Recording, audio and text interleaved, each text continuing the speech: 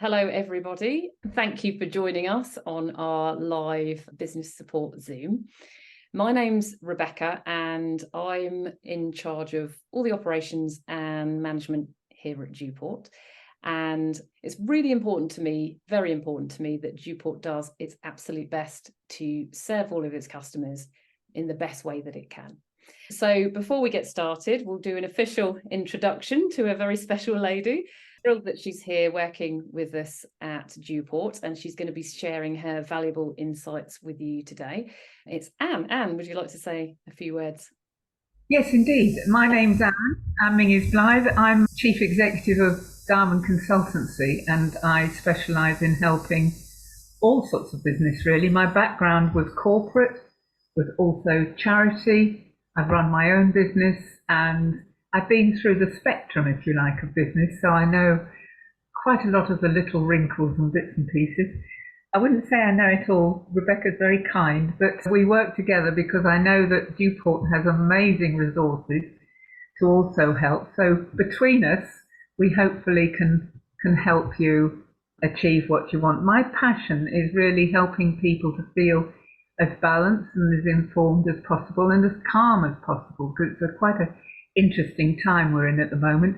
And so, we're here to try and see if we can help and give some advice. Some of the questions are quite big questions, but we can certainly have a go at getting some outline pointers, if you like, for you to think about. So thank you very much, Rebecca. Okay, I'm just looking at who's joined at the moment. I don't know if I can see the full gallery to see who. Anyway, right, before we start, I'll just do some housekeeping rules. So unless we're talking about your specific question, please keep your microphone on mute until we're talking to you. If you do have a question, you can use the raise hand feature or just pop it in the chat and I will keep an eye on the chat and we'll address this as we go along. We will prioritise the people who are here live. So those questions will be answered first. And we will do our absolute best to get through all the other questions that have been sent through to us. This session is recorded for the people who have submitted questions, and also, our other Dewport customers have the same questions and would like to know those answers. But just for your reassurance, it's only Anne and I that will be on the recording that is circulated out. However, if you are talking to us, obviously your voice will be in the recording, but nothing else. So thanks once again for being here, and let's get started with a productive session. So, we've just got a couple of things in the chat. Let me just check those. Right. Okay, Esther's got to leave, but it's after the recording. Okay, no problem, Esther. We will send the recording over to you, no problem. Okay, unless anybody's got any questions that they would like to ask to start with, I'll start with one that was sent in this morning by Ucha. I can't see Ucha on our list of participants, but we'll do our best to answer the question just based on what has been sent over. So asked, I need your advice on writing a good company profile. What do you say to that, Anne? It's an interesting one. I think the first thing you've got to be absolutely clear about is what your company is about. And hopefully you will have set up what's called a mission statement. And that's a statement only about 2 or 3 sentences long, but it focuses you entirely on what it is you want to do, what sort of service you want to give, and who you want to serve. And that's quite important, because the thing is, if you're focused, then you can start to write a company profile. Because a company profile is something that's designed as a, what's the easiest way of putting it, a signpost, if you like, to people being able to have in a few sentences what it is that you're good at and what it is you're going to do for them. And it starts off really with, what are you going to do for others? How do you intend to deliver it? And what way forward? And the other thing is to use very positive words and not a lot of them.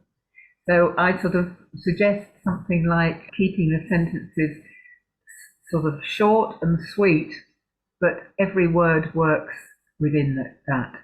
And the other thing is, don't forget the calling on people's imagination, if you like, or creativity, that you actually paint a picture, something that is really, I wouldn't say tempting so much, but that actually encourages them to get in touch with you to find out more. So you're putting over what your company is, what your passion is, and how best to go about it.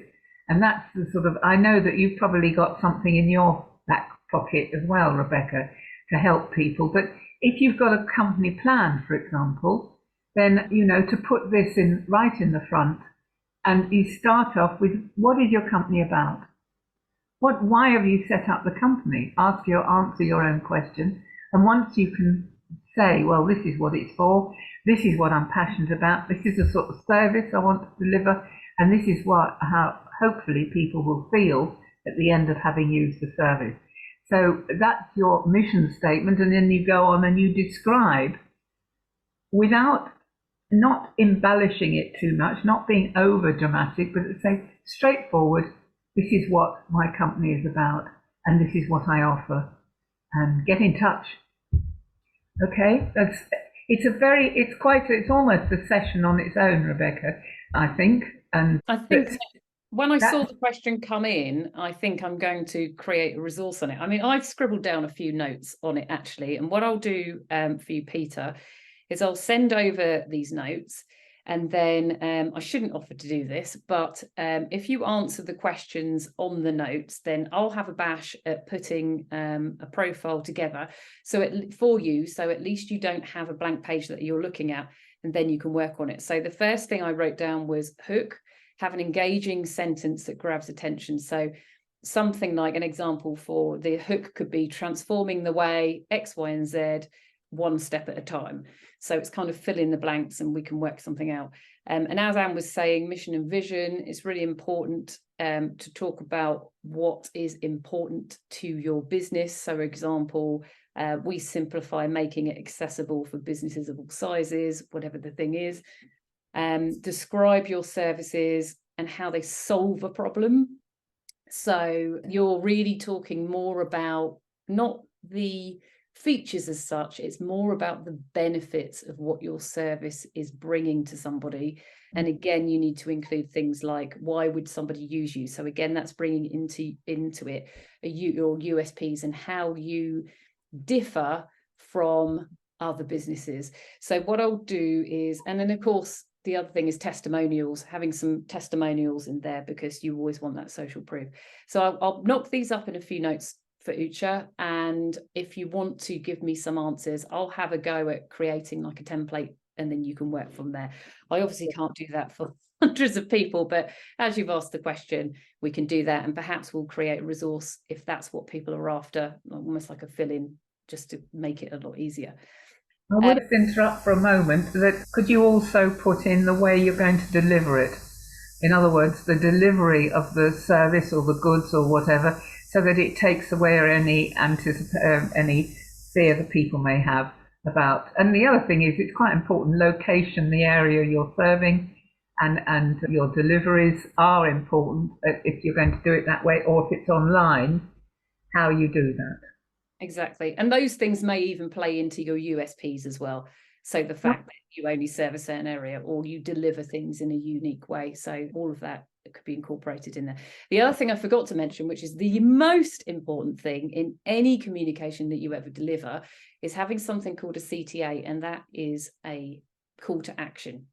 So with a call to action, what that means is it's telling the person what you want them to do next after they have read your piece of promotion, your content, anything that you're doing. The CTA is so important. And a CTA could be something like, book a call with me now, here's my telephone number.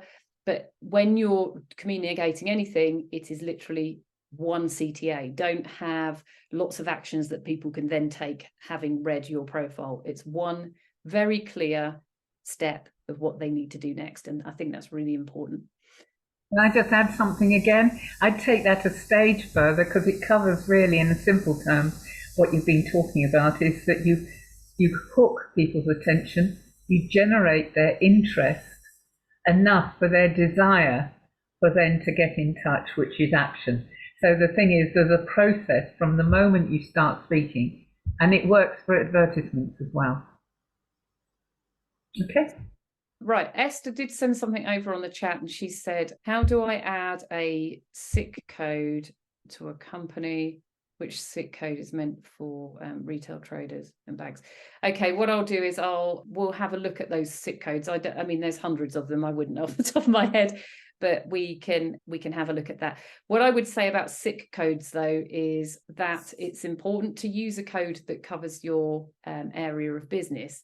But at the same time, you might not want to be too restrictive in that SIC code as well, because depending on what you're doing and who you're working with, sometimes they stipulate that you use certain SIC codes when you start your business up. Other times, if you're too restrictive and you start doing another activity within the business, if you've got the wrong SIC code in there, that can hold you back a bit. So I'll send some information over about SIC codes, but it does, and the SIC code, just for anyone who's not sure, is it's a code that you submit to Companies House that lets it know what industry your business is doing if you own a limited company. So I'll find something over and send that over to Esther. What you just said, not to limit yourself, because, for example, if there's any element of advice that you give, that doesn't cover it. So, there's a consulting possibly angle to this. It's not just retailing Forex, it's actually advice around that. So that's very good advice, if I may just say so. But I think sometimes too early, it's very difficult actually. This was drawn up by people who I think haven't run businesses, because it's so diverse and it's actually you can pigeonhole yourself, can't you? Well, what we tend to do with our formations is we have a standard SIC code which allows you to do anything, and that's how we generally set up our companies, our limited companies. However, the people that know that they need a specialized SIC code will know it and will put it in, because either they've been instructed to by whatever organization or who they want to work with. So it's better just to leave it open so you're not restricted by anything. Right, I'm quickly moving on. I've got a question here from Lifa. I'm going to set up a limited company. What is wrong with using my personal address? I presume she means as the registered office address here. Absolutely. There's a number of factors with this.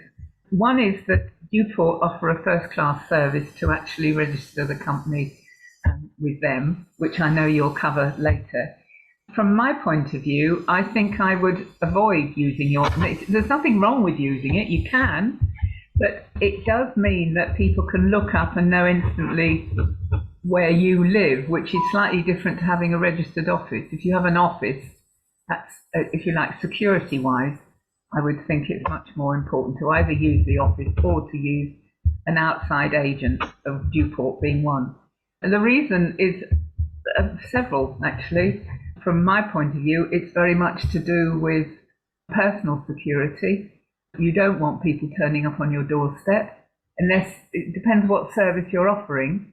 If you offer your service from your home, then that's one thing, but at the same time, you've got to have some security around that. In other words, you shut the door, you don't have people turning up at any time. But I would be very tempted to actually, in fact, I've done it myself, Duport, when I set up companies, we use Duport registered office service. And I think it's more secure, and also they're very good at, if stuff comes to them, they send it on. You've probably got some other reasons, but I think it's security-wise, it's the thing, particularly if you're living on your own and even if you're running a business from home. I agree. I think the other thing is it's to do with having a professional image as well. So when it's quite clearly a home address, it just doesn't look as professional. And often now, with the days of Google Map and whatnot, people will put the address in just out of pure nosiness. For example, I was looking at working with a marketing company the other day, and I put their name into Google, and their Google business profile popped up. And it was a small residential terrace house. And instantly it put me off, because I was thinking, well, I'm not working with an experienced company, they're working from home. And I know that's wrong, because actually we all work from home, but it is the impression that it gives as well. So security is the major one, and the reason why most people opt not to put their home address on. But secondly, I just think in terms of giving that professional opinion, because I certainly check things before I work with people. I always do it. It's just instinctive to me. So I guess a lot of people do the same thing, and that's what you need to be aware of. Yeah, I think the other thing, though, is important with that particular judgment, she says working from home, that large organisations with posh offices don't necessarily deliver what it is you want to, what you want to achieve, what you're after. So it's a question of being sensible. I would just say that, just in passing. That a big office doesn't necessarily mean, A, it's normally quite expensive, and secondly, it doesn't mean that there isn't talent, that they're talented. They could just be a big corporate. Oh, absolutely, and I agree with that. And I think it does depend on the business that you're in, and the services that you offer. But sometimes, just to be presented with a home address, if you're doing business to business in particular, it's not so bad if it's to direct to customers rather than other businesses. But I think that it can affect things depending on what you're offering. So just bear that in mind.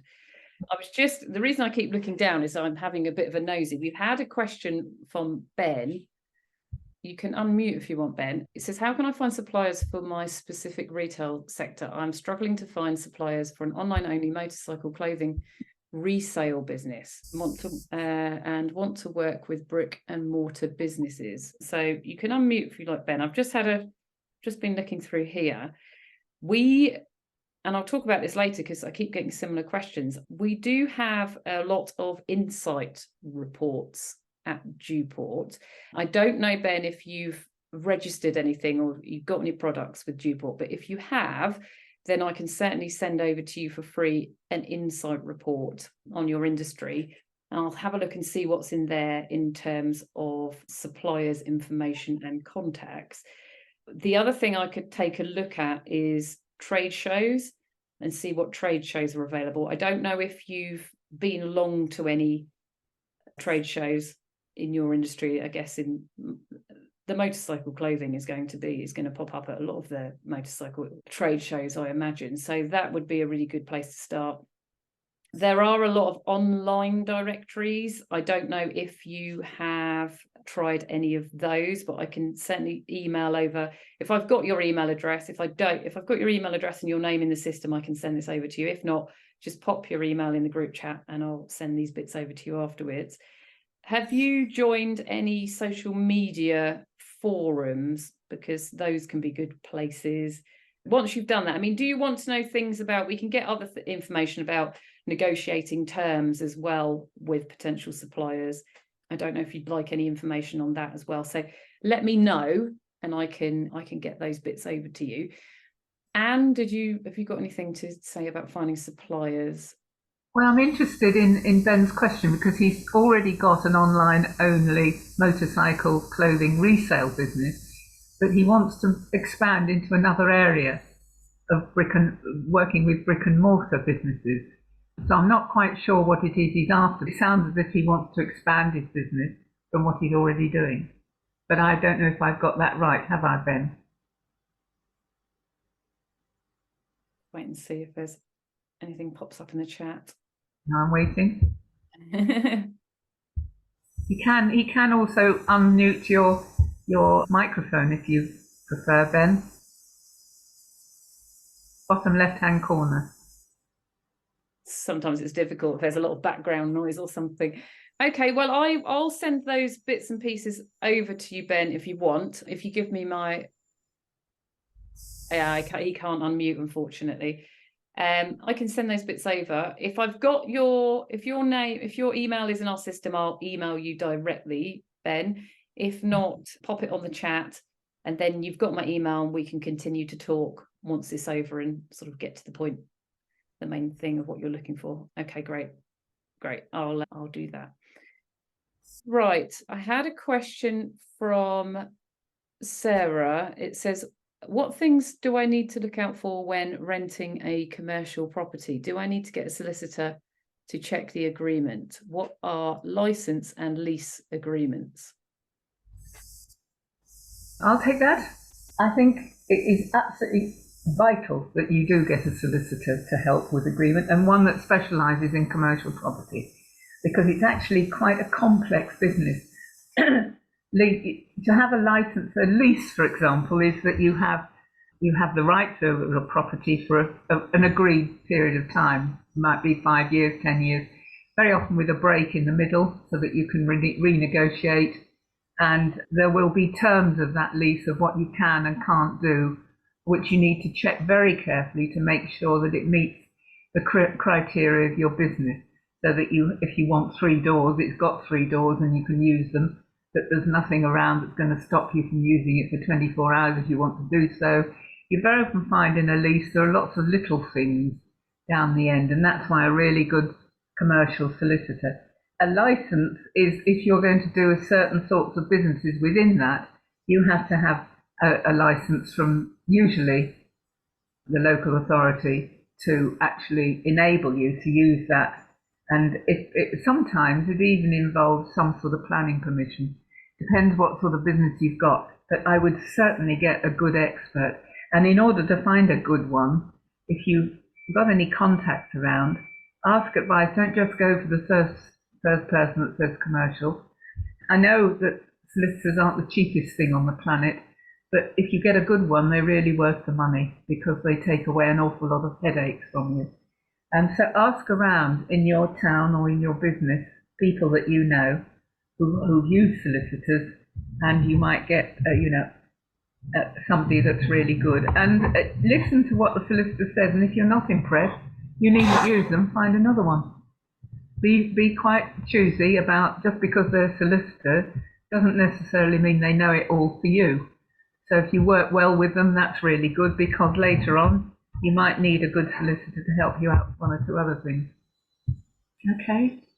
I think there's a lot of tricky things to look out for. What I can do is I'll search across our contacts and see what we've got in terms of information about commercial property and solicitors. I'll see if anyone knows. And Sarah, I'll just email you over some links at the places to get started if that's useful. Right. I've got a question here from Emily. I'm thinking of starting a food delivery service. What are the key regulations I need to be aware of? From Emily. It's quite a complex one, this. Anything to do with food has got an awful lot of things around it.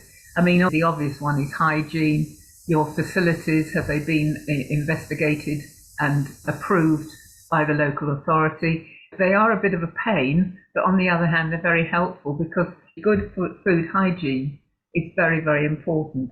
If you're going to deliver, you've also got the aspect of what you're going to deliver it in and how you deliver it and who's going to do that for you and what hours you operate. So if you're going to have someone else to do it that they appreciate, and you're thoroughly covered. And the other thing is make sure that you've got the right appropriate insurance. Not you need company insurance, but you need something that's specific to the food delivery service, because you're delivering something if somebody's not well as a result of it, and they report it to a doctor, and a doctor then can go to the local medical officer of health, and they can take some quite drastic moves on your business and stop you operating.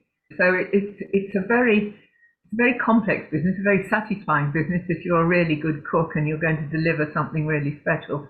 But it is fraught with things that you need to make sure that you've got right. Sorry, Anne, if you have more to add. I'm going to pass over. I'm sure you've got some interesting stuff in your annals. One of the things that is a very underutilized resource, and I mentioned it already during this call, is our industry insights guide.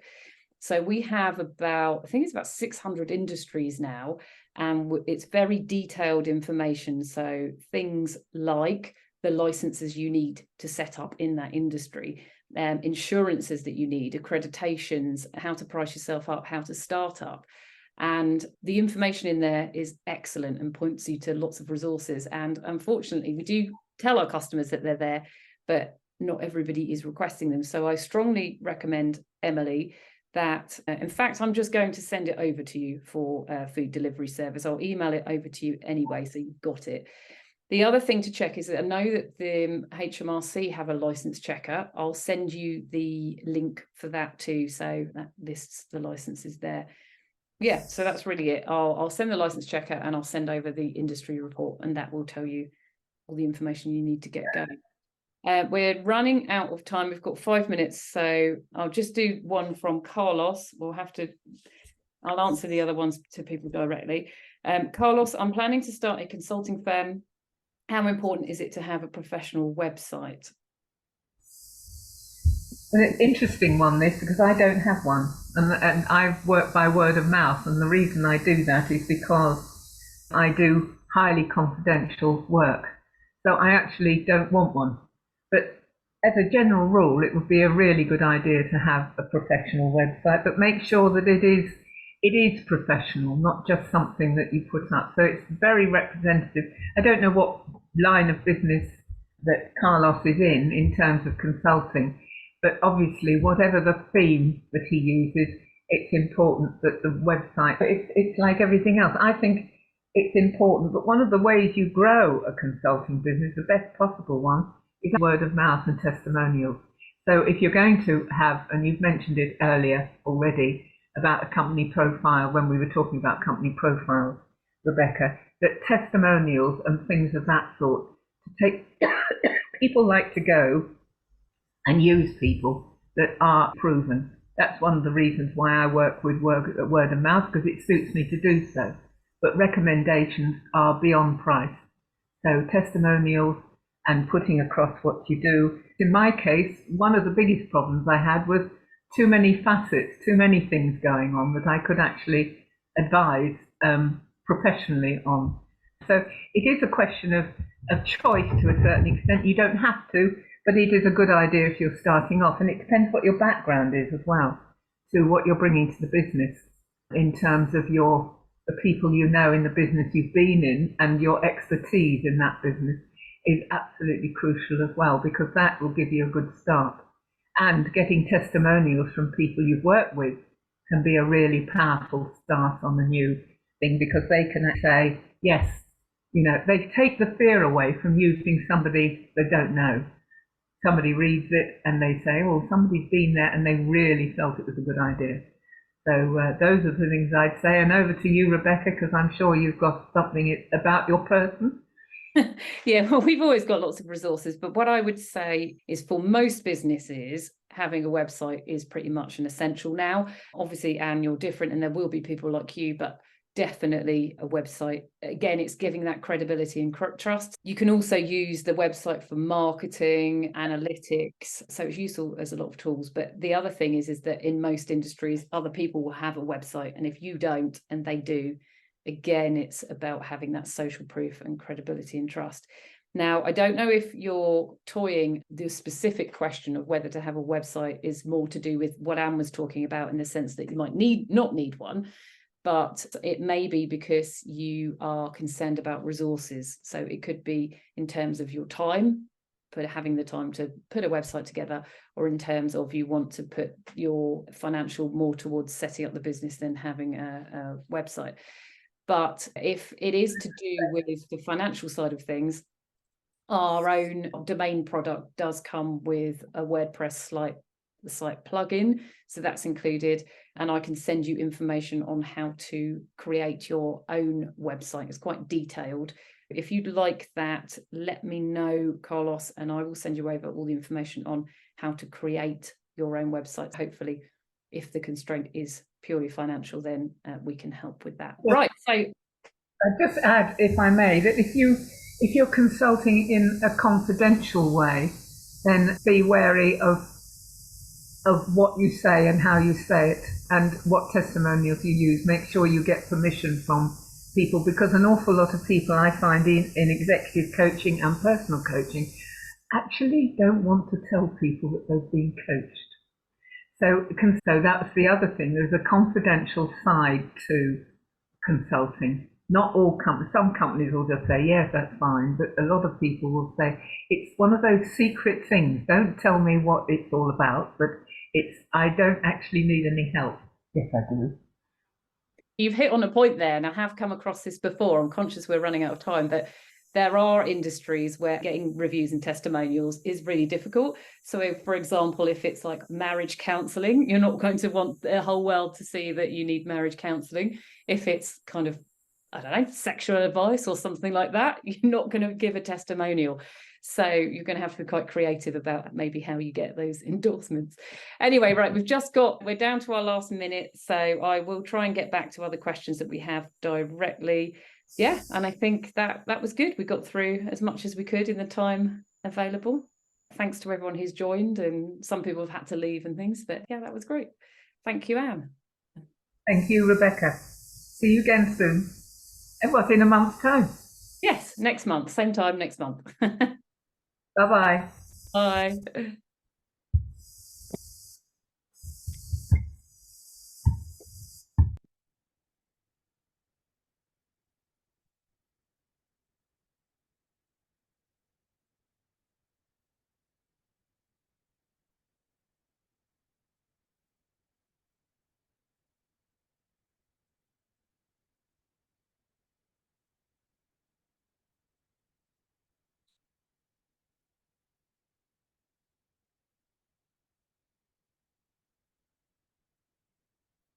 BGDOC.